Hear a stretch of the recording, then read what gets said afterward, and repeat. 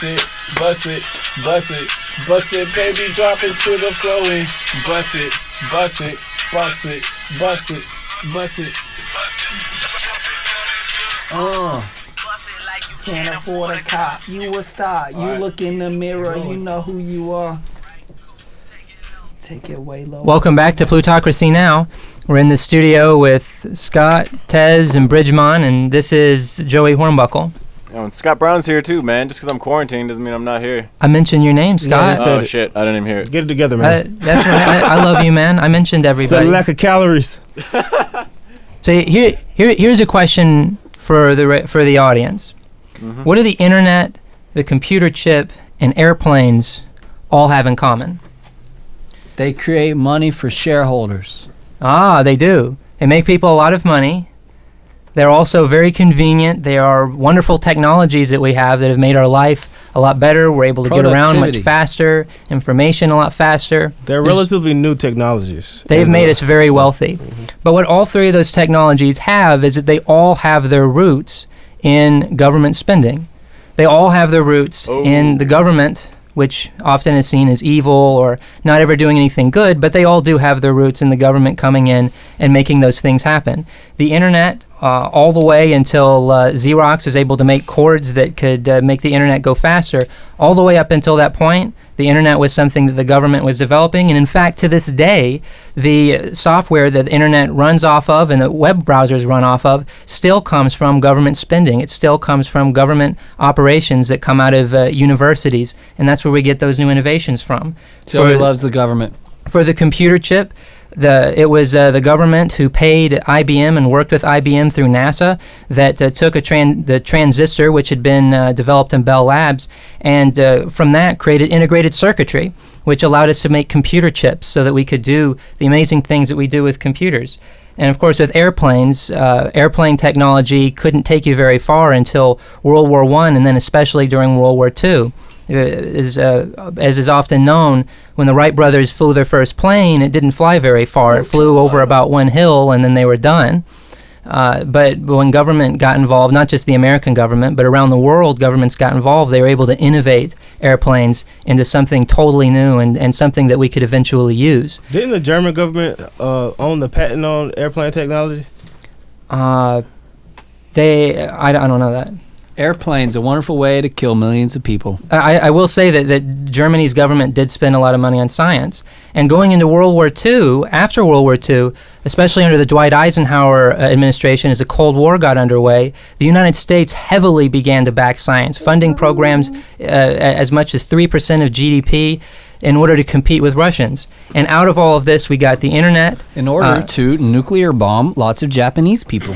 Well, out of all of this, that would have been World War II, but out of all of this, we got the internet, software, satellites, computer chip, computer graphics, including a GUI interface, voice control devices, LED lights, airplanes, nuclear power, the calculator, cell phones, cell phone signals, web software, most modern medicine, and virtually all medical devices. All right, we love our iPads. Where are you going with this? We love our government. What's Joey, I think you're giving too much credit to the government and not enough credit to the aliens. In fact, if you look at basically all of Apple's innovations, they're actually things that came out of a university lab that was being funded by a federal program like NASA or the NIH or the National Science Foundation. And then Apple was able to take those things and turn them into wonderful consumer products. Like Bell Labs or something? So the most recent technology The most recent technology that we see that the government has been investing in is solar technology. Now, solar technology is still a bit of a new thing. It was originally developed by the government into something that we can more so recognize in the 1970s. But lately, especially under the Obama administration, we've seen that the science labs under the Energy Department and increasingly the National Science Foundation and the NIST have all been funding solar power at record levels. They've been funding solar power research at record levels. And out of this, we've gotten a lot of recent new technologies and innovations that have been absolutely groundbreaking, which the media China still make has not solar given panels fair, cheaper than we do? Right, They but make that's everything cheaper than we do. That's the nature of China. what China's been doing is that they've been taking the technologies we're developing here and then they make them cheaper in their country. Corporate and then espionage, subsidize government it. espionage, Which stealing our is- technology. Well, and yeah, making dollars. it's definitely a problem. So over just the past year and a half, I'm just going to list a few of the technologies from the past year and a half, and you'll notice a trend from where these technologies have been coming from. Just notice how many of them come from private sector and how many of them come from government-funded things like universities. We have the ion cannon, which was developed by NASA and is now being used by a Mississippi company to cut costs for solar panels in half. We've got nanotemplated molecules that were developed in MIT that are cutting costs. We've got the M13 bacterial virus that's been genetically engineered in order to increase solar power efficiency by 10%. Can that also kill at people MIT. too? It cannot, and it's mutated from a bacterial virus. So even if it mutated back in some crazy way, it would hurt bacteria. We'd be fine, assuming that we don't depend on those bacteria in our bodies. But anyway. We've managed to double the solar power conversion rate in the research triangle. We've managed to improve lithium battery technology dramatically. We have managed to develop what about Solyndra? single-layer organic molecule sheets that also increase the efficiency. So all these things that have been done that are making more efficiency is not being shown in the prices quite yet. Because a lot of these companies want to earn the money from the patents, because when companies take this and put it into their stuff, they want to earn money from the patents before the patents run out.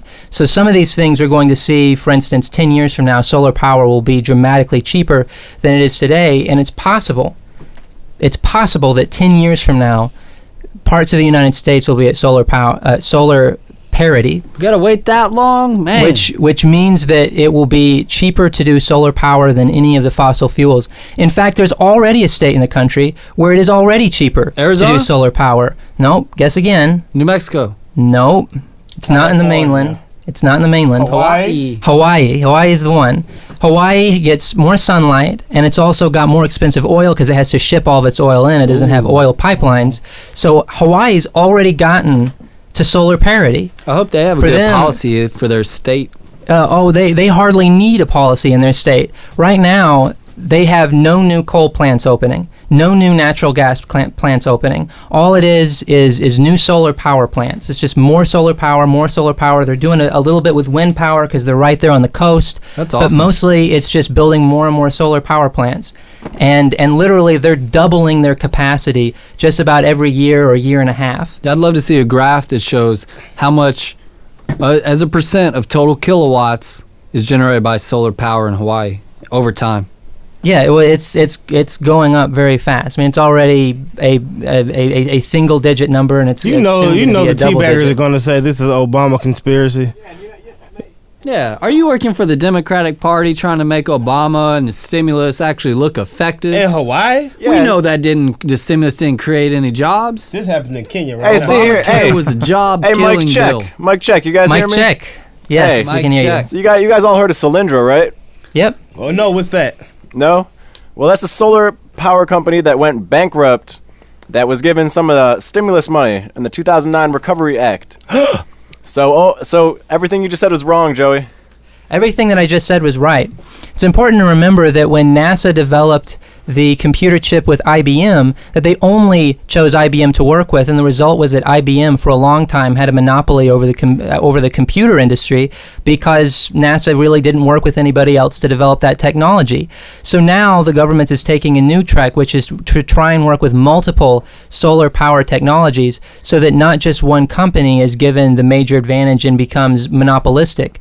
This also means that we get to see different companies compete, and as we all know, the companies that don't have the best product, that don't have the best technology, they do what companies do. They go belly up. Yeah, they fail. let me point out That's something. the point in capitalism. It's the point in a market economy. Is some companies are supposed to fail, and some of these companies were supposed to fail because Solyndra got beaten by other companies that also got loans and used those funds in smarter or just luckier ways. Yeah, let me point out something. The loan they got was only 1.3% of the entire program.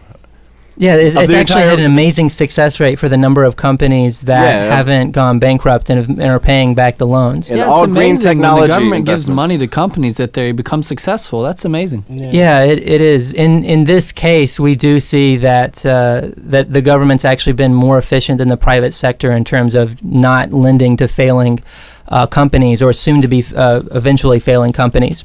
Just one more thing to add in: Silicon Valley literally is something that the government created.